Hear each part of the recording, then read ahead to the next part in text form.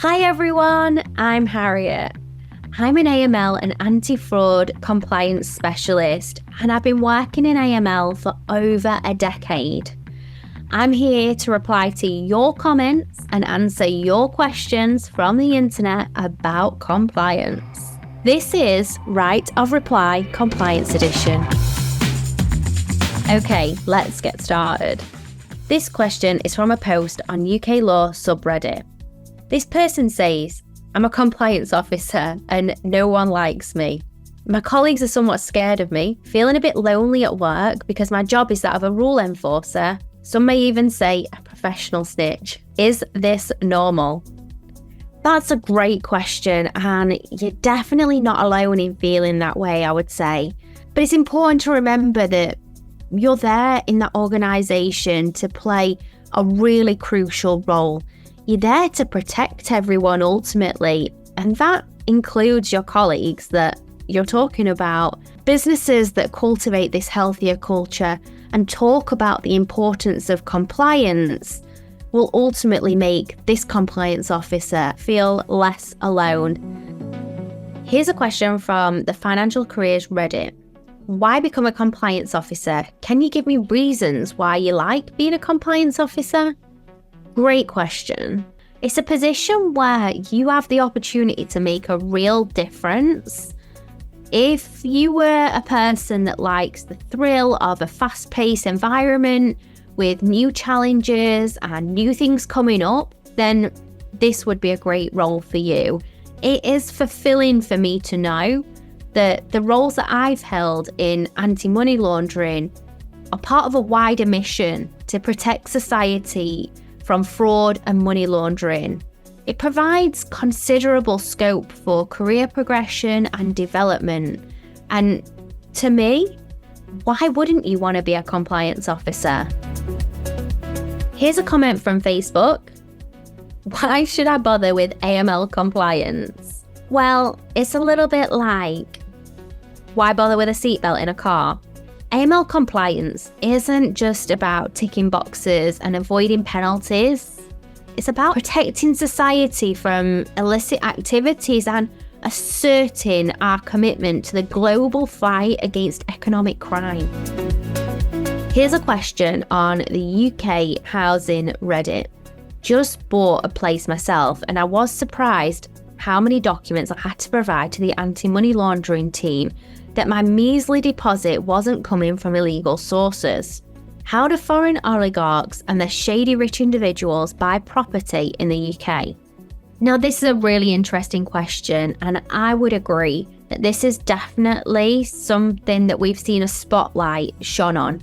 Now, I think we have to acknowledge that this question has an underlying negative connotation kind of attached to it. Not all foreign individuals buying property here in the UK are shady. Many of them have legitimately earned their income in order to purchase a property. However, to answer the question, the process that's typically followed involves offshore companies and trusts that they use to purchase the property. This provides a level of anonymity to the actual owner, and it can make it very difficult for regulated firms to trace back the source of the funds that are being used in the transaction. Here's a comment from Compliance Reddit. I'm currently a paralegal and I'm trying to transition into a career in compliance. I would appreciate any advice and guidance you can give. You might be surprised to hear this is not the first time that I've been asked this question or seen this kind of question posed. I would start with looking at some job adverts, and I would start making some notes to myself around the area, the sectors that interest me the most, what kind of firm it is that I'm looking for, and what are they looking for in an employee. The next thing I would do is start to think about building out your knowledge base. Look out for free webinars, blog content.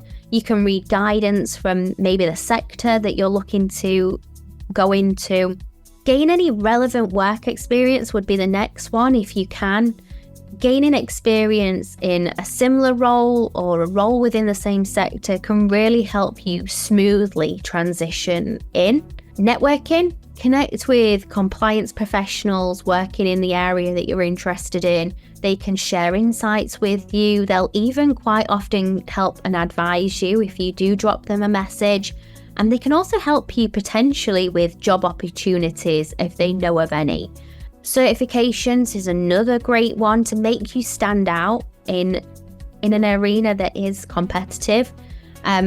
Especially when you're trying to break in, it can be quite tricky at times. So if you can get some certifications, some qualifications around compliance, they can enhance your credibility and really demonstrate that you are committed to compliance. And then think about transferable skills. Take stock of the skills that you already have. There are so many important skills in a role in compliance. Things like problem solving, critical thinking, research skills, communication skills. The list could go on, honestly. We could be here all day together. As always, transitioning or starting a new career, it does take time and a little bit of patience. But with, I think, determination and the right mindset and approach, you can really make a great and successful move into compliance. This next question is, interestingly, from Money Saving Expert, and it's from a consumer's perspective. My solicitor is asking for excessive proof of savings, and I feel like they're treating me as a criminal.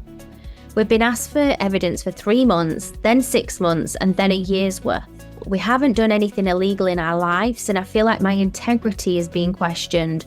Does anyone have any advice or reassurance they can offer? So this is a tricky one, and this is obviously a consumer asking other consumers for advice on their position. The poster is clearly very frustrated at being asked for documents over and over again.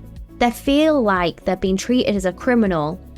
Here is some advice, I think, if you're listening and you're in a compliance team, for helping you build out processes that help your clients and the consumer ultimately not feel like this consumer did. Now, the first thing I would say you can all do is think about what you're going to ask for before you ask for it, which sounds simple, right? Doesn't it? But in reality, it can be quite hard to know exactly what you'll need upfront from a client until you know more about them. So make sure your client understands that position, that the initial bit of information you're asking for is a starting point, and they may have to provide you with more information. Then it's not going to be a once and done process. Secondly, I think it's always best to reassure the client and explain to them in detail sometimes why you're asking for the information you're asking for. They need a little bit of a sentiment that they can understand the rationale and the thought process that you're going through. Remember, you do this every day, but for this client, this might be their first time, might be their first experience of coming up against these kinds of questions. Ensure that they understand that you're not picking on them. They're not the only one that's being asked these questions. And the last thing I think I can say here is make sure that it's not left until the 11th hour. Make sure that you ask for due diligence that you're going to need in a timely manner, as to not add to the frustration that the client may feel. This comment has come from Reddit. I'm a bit scared of our compliance team, but every time I've had to talk to them, if I've up, they've been very supportive and very clear and have my back. It's annoying, but I think compliance people have to work extra hard to make it obvious that they're on the lawyer's side and they're there to support the lawyer. Now, this comment is music to my ears. I think you're right. Compliance officers are misunderstood in a lot of respects as this stringent enforcer, but actually they are your supportive ally. Their goal isn't to find mistakes or to trip anyone up, but really to uphold high compliance standards. Compliance officers guide and advise when mistakes do occur. That is part of their job. And they will help you and take time to advise you, support in remedial actions, and they are there to help protect you as an individual and also the firm. Compliance shouldn't be feared, and the role of a compliance officer shouldn't be feared. Post on the Financial Careers Reddit. Why does compliance have such a bad rep? I got an offer to intern as a financial compliance analyst, and I thought it was a great opportunity. After reading a lot about the career online, I found an overwhelming negative sentiment. Keep in mind that people usually only take the time to write reviews when they've had a negative experience. Compliance often gets a bad reputation because of a misunderstanding of the role of compliance. It's often seen as a fee-burning activity instead of fee-earning, creating an image of being punitive rather than protective and enabling. However, the role of compliance is crucial for the functioning of an organisation.